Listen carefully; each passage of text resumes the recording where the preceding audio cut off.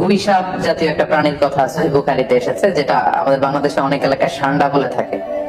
তো এই গুইসাপ জাতীয় প্রাণী খাওয়া কিন্তু হারাম নয়। আমরা সহিহ বুখারীর বর্ণনায় জেনেছি যে আল্লাহ রাসূল সাল্লাল্লাহু আলাইহি ওয়াসাল্লামের স্ত্রী মাইমুনা রাদিয়াল্লাহু তাআলা আনহার বাসায় আল্লাহ রাসূল সাল্লাল্লাহু আলাইহি ওয়াসাল্লাম সহ অনেক সাহাবারা খেতে বসেছিলেন। সেখানে একটা প্লেটে গুইসাপকে ফ্রাই করে দেওয়া হয়েছিল। তো রাসূল সাল্লাল্লাহু আলাইহি ওয়াসাল্লাম খেয়াল না করে সাধারণ গোশত মনে করে সেখানে তিনি হাত দিচ্ছিলেন। তখন অনেক সাহাবারা, মহিলা সাহাবারা বললেন, ইয়া রাসূলুল্লাহ, এটা তো দব, এটা তো গুইসাপ। এই কথা শুনে আল্লাহ রাসূল সাল্লাল্লাহু আলাইহি ওয়াসাল্লাম সেখান থেকে হাতটা সরিয়ে নিলেন।